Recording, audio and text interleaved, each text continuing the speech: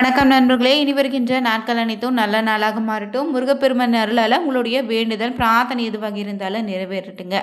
2026ஆம் ஆண்டுக்கான மார்ச் 6ஆம் தேதியே பார்த்தீங்கன்னா சனி பகவான் கும்ப ராசிலிருந்து மீன ராசிக்கு பேச்சாகிட்டாரு. மீண்டுமே பார்த்தீங்கன்னா 2029ஆம் ஆண்டு தாங்க ஆகஸ்ட் வரை மீனத்தில் நீடிக்க இருக்கிறாரு.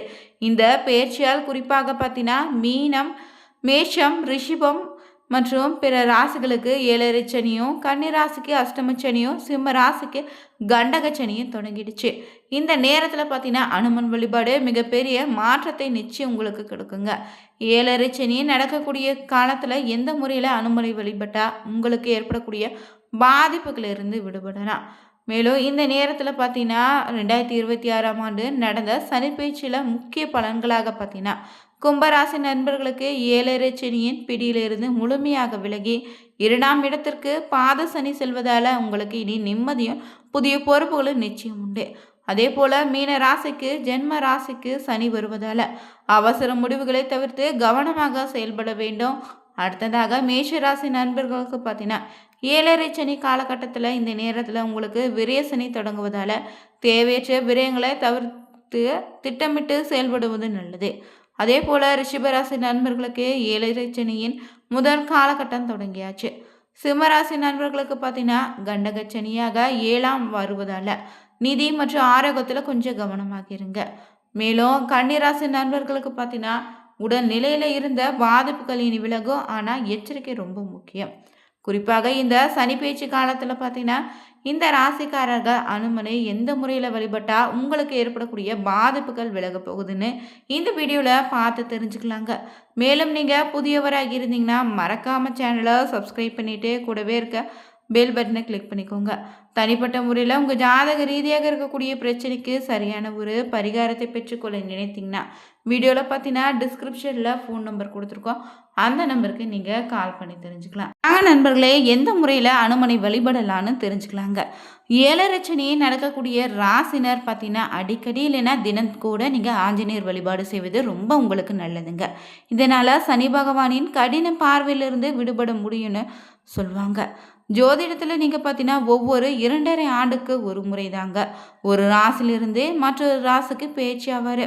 இதில் சனி பகவான் ஒரு ராசிக்கு செல்லும்போது அந்த ராசிக்கு பார்த்தீங்கன்னா அதற்கு முன்னாடியே பின் உள்ள ராசிகளுக்கு ஏழரை சனி நடக்குமா. இந்த காலகட்டத்தில் சனியால் பல கஷ்டங்களை அந்த நபர் அனுபவித்து தான் ஆகணும். இவங்க ஏழரை சனி காலத்தில் மட்டும் இல்லைங்க, அனைத்து நேரங்களும் வழிபட வேண்டிய தெய்வம்னு இருக்கு. அனுமன் பார்த்தீங்கன்னா ஒரு தீவிர ராம பக்தன்னு எல்லோருக்கும் தெரிஞ்ச விஷயந்தான். இவரை தினமும் நம்ம தோட்டத்தில் மலர்ந்த பூக்களை பறித்து ராம வழிபாடு செய்வதும் தன்னை மறந்து பாடுவதுன்னு வழக்கத்தில் வச்சுட்டு இருந்திருக்காரு. ஒரு நாள் பார்த்தீங்கன்னா இப்படி இருக்கிறதுல ஸ்ரீராமர் வழிபாட்டுக்கு தேவையான மலர்களை தோட்டத்தில் பறித்திட்டு வரும்போது தாங்க அவரை பிடிக்க சனி பகவான் வருவதை பார்த்தாரா. அப்போது தன்னுடைய கடமையை நான் செய்ய போகிறேன், சனியின் கடமையை அவர் செய்ய வந்துள்ளாருன்னு நினைச்சபடியே மலர்களோடு மாளிகைக்குள்ளே போயிட்டாரு. பிறகு பார்த்தீங்கன்னா அப்போது தாங்க ஆஞ்சநேயரும் தன்னுடைய வாளை மட்டும் வாசலுக்கு வெளியே நீட்டினார். அதை பார்த்ததும் சனி பகவானுக்கு பார்த்தீங்கன்னா அனுமனை 7.5 ஆண்டு காலம் பிடிக்க சரியான வாய்ப்பு வந்துட்டுச்சுன்னு அனுமனுடைய வாளை சனி பகவான் கெட்டியாக பிடிச்சுக்கிட்டாரு. பிறகு பார்த்தீங்கன்னா தன்னுடைய வாளை சனி பற்றி கொண்டதை தெரிந்து கொண்ட அனுமனுமே அப்போது சனியின் பிடியிலிருந்து தப்பிக்க என்ன செய்வதுன்னு யோசிச்சாரா. உடனே அனுமனும் பார்த்தீங்கன்னா ராம வழிபாடு செய்து கொண்டிருந்த அனுமனுமே திடீர்னு அவர் ராம நாமத்தை சொல்லியபடியே ராமனை குறித்து பாடிட்டே பார்த்தீங்கன்னா குதிக்க ஆரம்பிச்சிட்டாரு. இதனால் சனி பகவான் தன்னுடைய வேகமாக ஆடிய அனுமனின் வாளால் ரொம்ப உடல் அசதி பெற்றாரு. சிறிது நேரத்தில் அனுமனுடைய ஆடுவதை நிறுத்திட்டாரு என நினைத்திருந்த சனியின் எண்ணம் பொய்த்து போணுச்சு. அனுமனுடைய ஆட்டமுமே அதிகரித்து போவதை கண்டு ரொம்ப கஷ்டப்பட்ட சனி பகவானும் இறுதியாக பார்த்தீங்கன்னா பிடித்து கொண்டிருந்தாரு. தாங்க முடியாத சனி பகவான் ஆஞ்சநேயரிடம் நீ எப்போது தான் குதிப்பதை நிறுத்துவாய்ன்னு கேட்டாரா. இதை கேட்ட அனுமனும் பார்த்தீங்கன்னா நீதான் என்னை 7.5 வருடத்துக்கு பிடிப்பதாக வந்துள்ளாய, அதனால் 7.5 வருடத்திற்கு நான் இப்படியே தான் துள்ளி துள்ளி குதித்து கொண்டே இருப்பேன்னு சொல்ல இதை கேட்டு சனி பகவானும் பயந்து போயிட்டாரு. உடனே பார்த்தீங்கன்னா இனிமேலும் அனுமனை பிடிச்சு கொண்டிருந்தா எந்த பயனும் இல்லைன்னு சொல்லிட்டு அதனால் அவரை விட்டு விலகி விட முடிவு செய்துட்டாரு.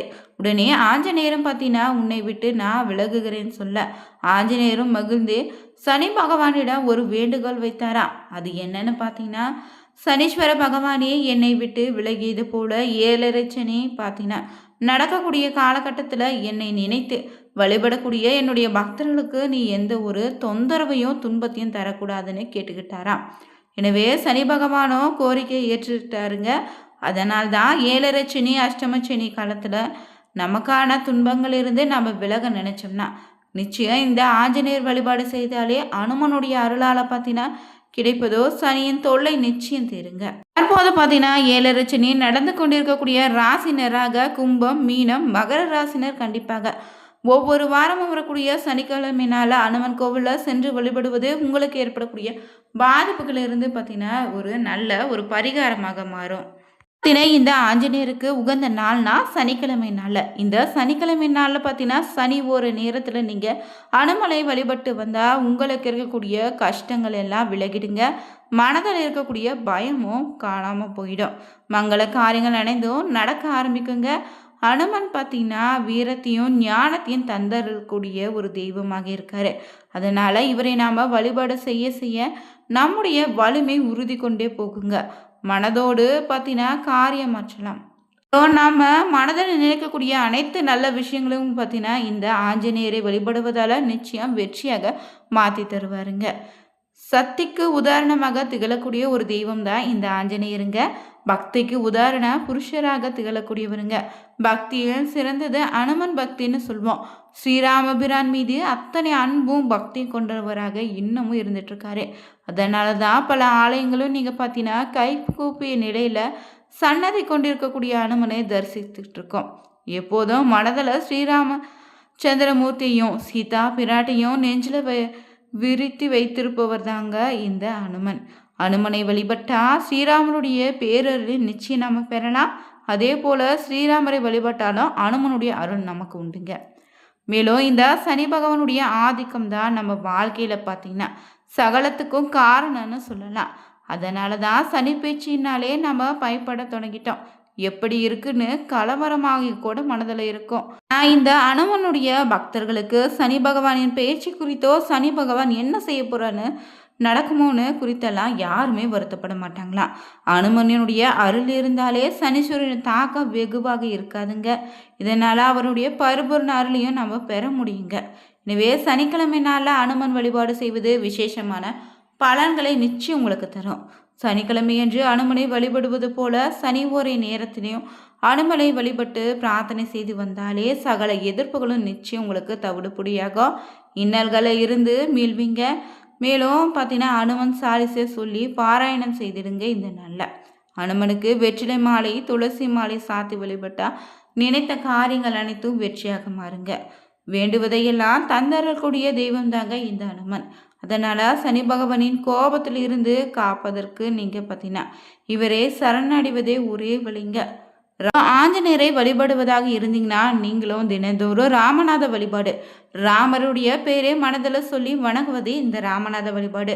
இந்த முறையில் வழிபட்டாலே ஆஞ்சநேயரை வழிபாடு செய்வது மூலம் கிடைக்கக்கூடிய பலன் பார்த்தீங்கன்னா உங்களுக்கு இரட்டிப்பாக கிடைக்குங்க. அதே போல் ஆஞ்சநேயர் கோவிலுக்கு சென்று வெண்ணெய் காப்பு, அனுமனுக்கு நீங்கள் வெண்ணெய் காப்பு சாட்சி வழிபட்டால் சாட்சிய வெண்ணெய் உருகுவதற்குள்ள உங்களுடைய கஷ்டங்கள் நீங்கி நினைத்த காரியங்கள் அனைத்தும் கைகூடி வருங்க. அடுத்தபடியாக வெற்றிலை மாலை பார்த்திங்கன்னா சனிக்கிழமை நாளில் வெற்றிலை மாலை சாட்சி அனுமனுடைய கவசம் படித்து வந்தாலே எதிர்கள் பயம் நீங்கிடும். தடைப்பட்ட காரியங்கள் இனிதே நடந்தேருங்க. அமாவாசை நாளிலும் ஆஞ்சநேயர் வழிபாடு செய்தால் சிறப்பான பலன் உண்டுங்க. அதே போல் அனுமனுக்கு பார்த்தீங்கன்னா திராட்சை பழம் பிரியமான நெய்வேத்தின பொருள். இதனை மாலையாக கட்டி நாம் போட்டு வழிபட்டாலே வெற்றி கிடைத்திட இவருக்கு திராட்சை பழம் மாலை சிறப்பான ஒரு பலனை தருங்க. அடுத்ததாக பார்த்தீங்கன்னா செந்துரம் பூசி ஸ்ரீராமஜெயம் எழுதி காகித மாலையும் அணிவித்து வழிபட அனுமனுடைய அருளால் சனியின் பிடியிலிருந்து நிச்சயம் நீங்கள் விடுபடலாம். அதே போல் எலுமிச்சை வடைமாலை காரியங்கள் இருக்கக்கூடிய தடை நீக்குங்க. வியாழன் சனிக்கிழமை நாளில் எலுமிச்சையும் வடைமாலை சற்று வழிபட்டால் சிறப்பான பலன் உண்டுங்க. மேலும் இந்த ஆஞ்சநேயரை வழிபடுவதால் பார்த்தீங்கன்னா உங்களுக்கு இருக்கக்கூடிய தைரியம், வலிமை, ஞானம், புகழ்னு அனைத்தையும் பெருக்கிறோம். தீய சக்திகள் தொல்லை இருக்காது. நோய்கள் அனைத்தும் குணமாகி உடல் ஆரோக்கியம் மேம்படுங்க.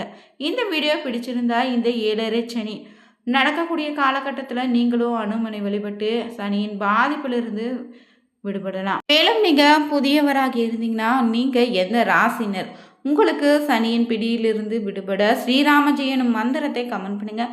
வீடியோவை லைக் பண்ணுங்கள், ஷேர் பண்ணுங்கள், கமெண்ட் பண்ணுங்கள். Thank you viewers.